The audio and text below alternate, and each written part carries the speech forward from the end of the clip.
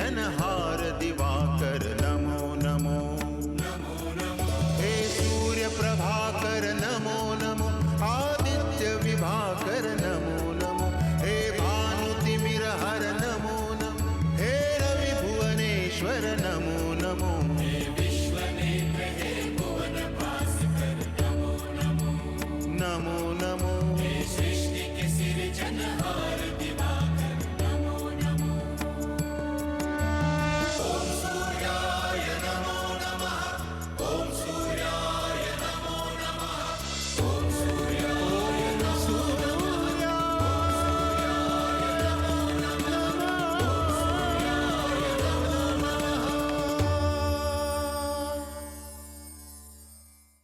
महामंत्री, आज्ञा महाराज। प्रजापति वीरण और महारानी को बंदी बना लिया जाए।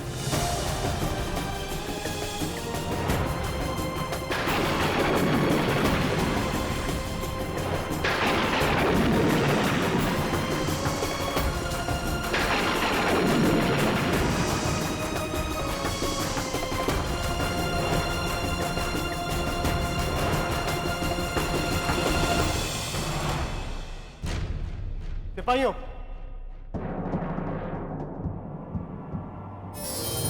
प्रजापति दक्ष, बड़ी ही लज्जा की बात है कि अपने अतिथियों को, वो भी ऐसे अतिथियों को बंदी बनाने का आदेश दिया जो आपके अपने सास ससुर हैं। पुत्र दक्ष, तुम्हारा पिता होने के नाते मैं तुम्हें आदेश देता हूं कि इन्हें बंदी बनाने का आदेश वापस लो। हमारे तथाकथित पिताश्री, हम अपनी इच्छा के मालिक स्वयं हैं। हमें इस तरह का आदेश देने का आपको कोई अधिकार नहीं है, विशेष रूप से तब जब हमारा आदेश हर प्रकार से उचित हो। क्या हमारा पुत्र हमें यह बताने की चेष्टा करेगा कि उसका यह आदेश उचित कैसे है? हमने स्नेह, प्रेम और आदर के साथ अपने सास ससुर को कुछ वस्तुएं भेंट दी। इन्होंने वो भेंट लेने से इनकार कर दिया। ये हमारा घोर अपमान है। हमारे अपमान का दंड इन्हें अपने प्राणों से चुकाना होगा।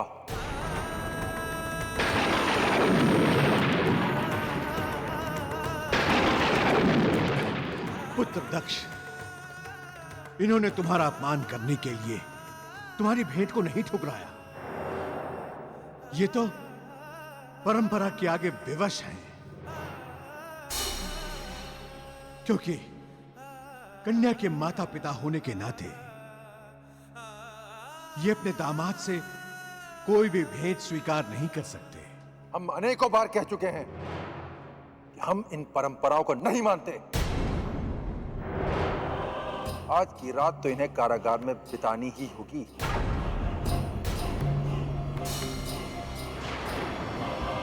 और कल सुबह इन्हें मदमस्त हाथी के पैरों तले कुचलवा दिया जाएगा।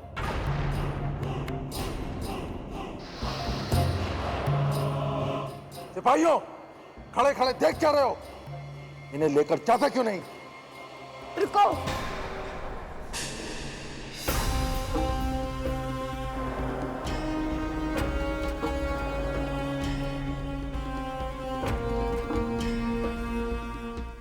पृथ्वी सम्राट, कहने को तो आप पृथ्वी सम्राट हैं, किंतु आपका हृदय बहुत ही छोटा। बल्कि हमें तो ऐसा लगता है कि आपके पास हृदय ही नहीं, आपके सीने में पत्थर रखा है। आपसे विवाह की स्वीकृति देना यह हमारे जीवन की सबसे बड़ी भूल थी। महारानी, जानती हैं आप क्या कह रही हैं? आप होश में तो हैं? होश में तो आप नहीं हैं, अपने अहंकार के कारण। आप अगर हमारे माता पिता को बंदी बनाने की आज्ञा दे सकते हैं, तो हमारे जीवन में आपके लिए कोई स्थान नहीं।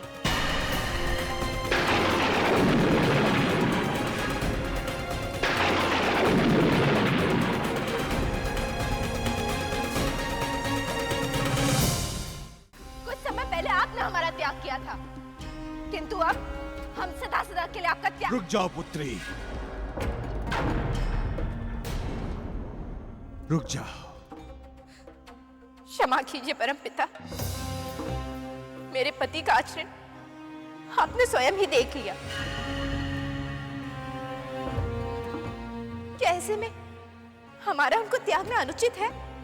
पुत्री, यदि तुम भी वैसा ही व्यवहार करने लगी जैसा कि दक्ष कर रहा है,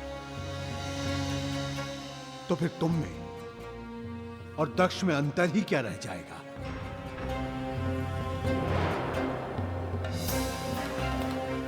शुक्रदेव, आप तो दक्ष के मित्र हैं और एक सही मित्र वही होता है जो अपने भटके हुए मित्र को सही रास्ता दिखाए।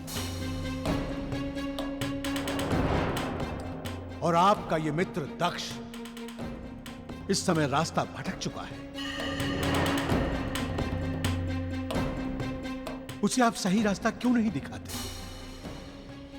आप चुप क्यों बैठे हैं? इसीलिए ब्रह्मदेव कि मित्र को सही रास्ता दिखाने की आवश्यकता तभी पड़ती है जब वो कोई भूल करता है।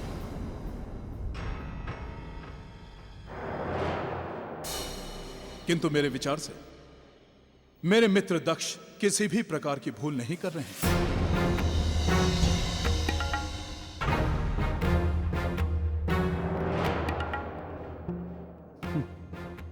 शुक्रदेव, क्या सचमुच आपको दक्ष की बातों में कुछ भी अनुचित दिखाई नहीं देता? ब्रह्मदेव, मुझे तो इसमें कुछ भी अनुचित नहीं दिख रहा।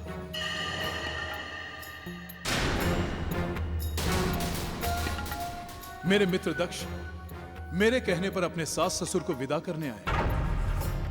मेरे ही कहने पर उन्होंने प्रजापति विरन के लिए अमूल्य उपहार मंगाया है।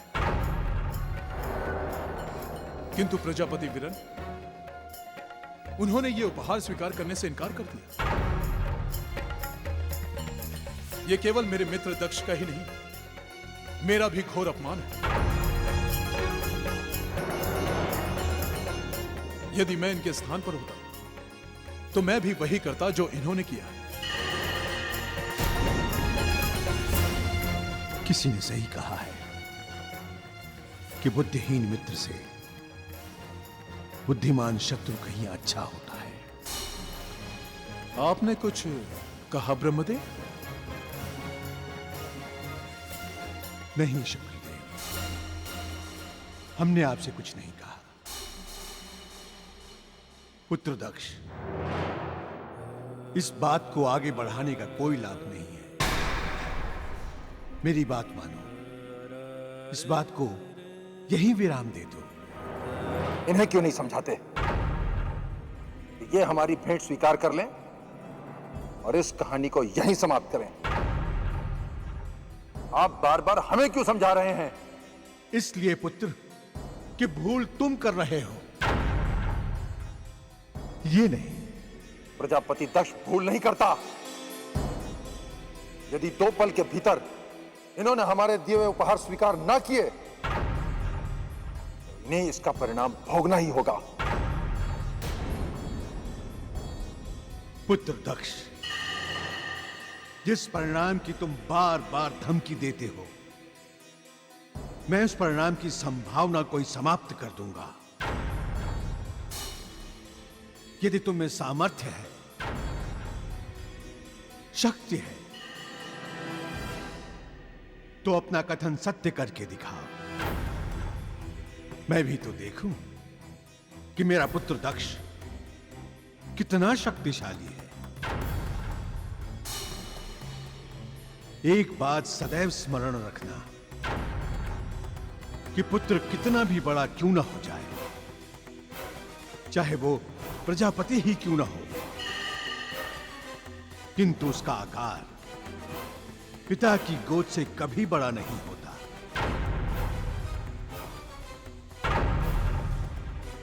पुत्र दक्ष, मैं अभी इसी क्षण अपनी योग शक्ति से महाराज वीरण और उनकी धर्मपत्नी हर्षावती को उनके राज्य पहुंचा देता हूं।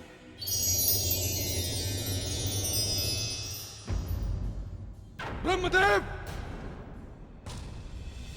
आपने हमारी राज आज्ञा में बाधा डालने का अपराध किया है।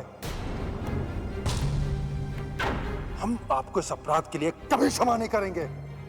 तुम मेरे पुत्र हो, इस बात के लिए हम भी अपने आप को कभी क्षमा नहीं कर पाएंगे। तुम मेरे पुत्र नहीं हो दक्ष, मेरे मस्तक पर लगा हुआ एक कलंक हो।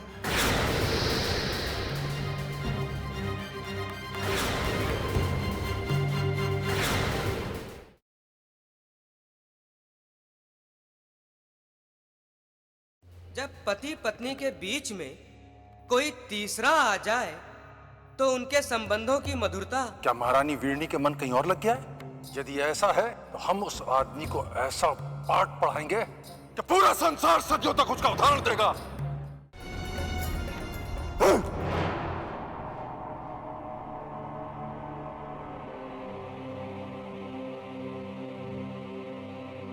परमपिता,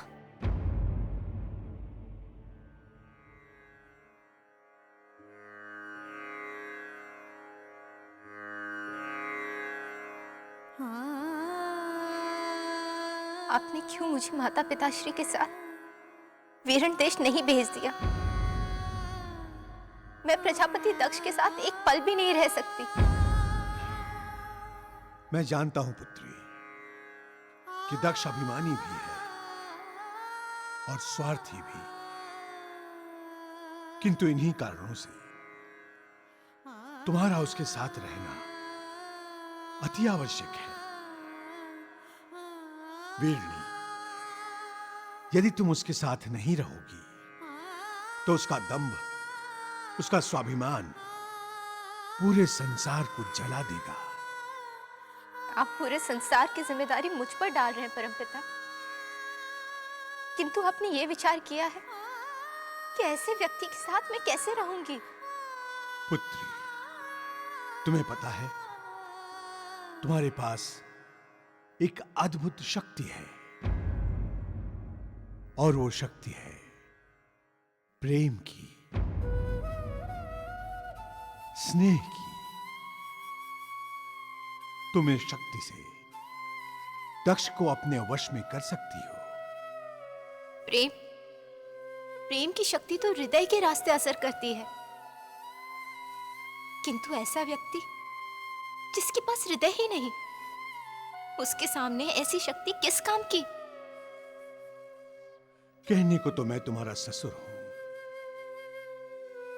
किंतु आज एक भिक्षुक की तरह तुमसे एक भिक्षा मांगता हूं कि कठिन से कठिन परिस्थिति आने पर भी तुम मेरे पुत्र दक्ष का त्याग कदापि नहीं करोगी। पुत्री, यदि तुम उसके साथ रहोगी तो उसका अभिमान, उसका अहंकार वश में रहेगा। परमपिता, आप ये क्या कह रहे हैं? ऐसा कहकर मुझे पाप की भागी ना बनाए। तो फिर मेरी बात मान लो पुत्री। भगवान सविता देव की इच्छा और उनसे आश्रय पाने वाली नियति ने तुम्हारा साथ दक्ष से जोड़ा है। अब जन कल्याण और लोकहित के लिए तुम्हें इस अग्नि परीक्षा में सफल होना ही होगा। जो आज्ञा परमपिता। तुम महान हो पुत्री।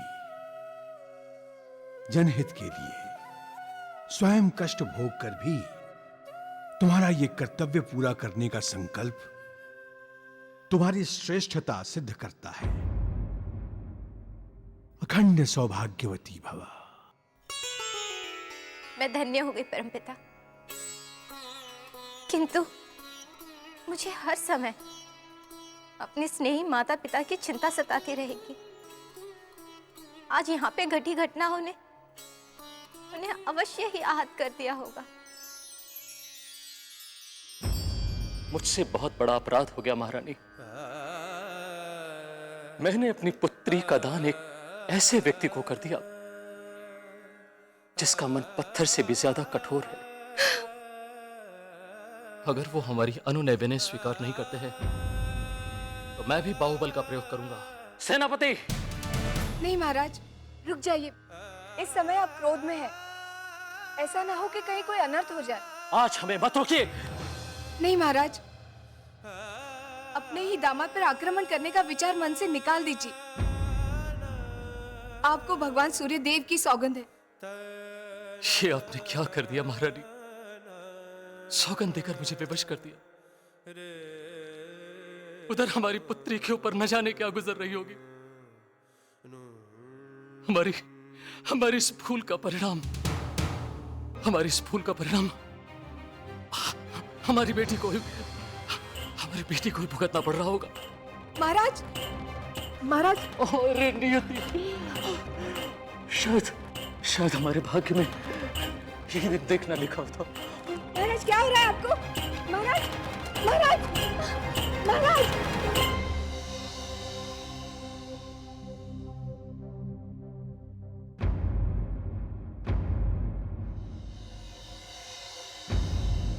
क्या बात है वैद्यराज? महाराज को होश क्यों नहीं आ रहा? कुछ औषधि दीजिए ना। थोड़ा धीरज रखिए महारानी जी। जब तक महाराज को होश नहीं आता तब तक इन्हें कोई औषधि नहीं दी जा सकती। थोड़े समय प्रतीक्षा कीजिए, महाराज स्वयं होश में आ जाएंगे।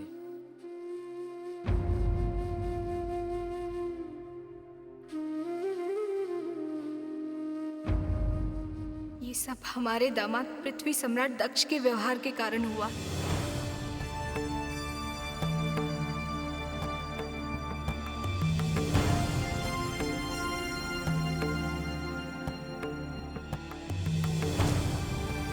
कहने को तो आप पृथ्वी सम्राट हैं, किंतु आपका हृदय बहुत ही छोटा।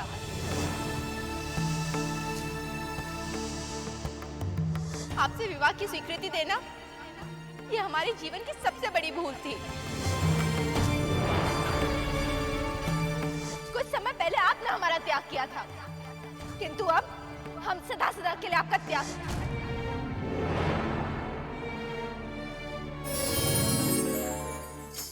नारायण नारायण। ये किन बातों ने मेरे प्रिय भैया प्रजापति दक्ष के मन को व्यथित कर दिया है? तुम तो ऐसे कह रहे हो जैसे तुमको जानता ही नहीं। अरे भैया दक्ष, आप तो ये बात ऐसे कह रहे हैं जैसे मैं अंतर्यामी हूं। मैं आपका अनुज हूं भैया दक्ष। भला मुझे ये कैसे पता होगा कि आपके जीवन में क्या घटित हो रहा है? तुम ठीक कह रहे हो अनुज नारद, किंतु तुम ये तो जानते हो कि हमारे तथा कथित पिता श्री ब्रह्मदेव ने आराम से ही हमारे साथ अन्याय किया है, और आज भी उन्होंने भरी सभा में हमारा अपमान कर दिया। नारायण नारायण, ये तो बहुत बुरी बात है, किंतु उन्होंने ऐसा किया क्यों? हमारे सास ससुर विदा हो रहे थे तो हमने उन्हें बहुमूल्य भेंट देने चाहे, उन्होंने मना कर दिया। हम अपना यह अपमान सहन ना कर सके, इसलिए। अच्छा, तो आप इस घटना के कारण इतने व्यथित हैं? आपके जीवन में तो ऐसी घटनाएं घटित होती ही रहती हैं। नहीं अनुज नारद, हम इस घटना से कहीं अधिक अपनी पत्नी महारानी वीरणी की बातों से आहत हुए हैं। उन्होंने आज भरी राजसभा में हमारा अपमान कर दिया। न जाने क्या क्या कह दिया मैं। नारायण नारायण, ये तो अवश्य ही मन को चोट पहुंचाने वाली बात है बड़े भैया। वो क्या है ना, जब पति पत्नी के बीच में कोई तीसरा आ जाए तो उनके संबंधों की मधुरता कम हो ही जाती है। कोई तीसरा? तुम कहना क्या चाहते हो अनुज? हम दोनों के बीच में तीसरा कौन है? क्या महारानी वीरणी के मन कहीं और लग गया है? यदि ऐसा है तो हम उस आदमी को ऐसा पाठ पढ़ाएंगे कि पूरा संसार सदियों तक उसका उदाहरण देगा। आदिदेव नमस्तुभ्यं प्रसीद मम भास्कर दिवाकर नमस्तुभ्यं प्रभाकर नमोस्तुते।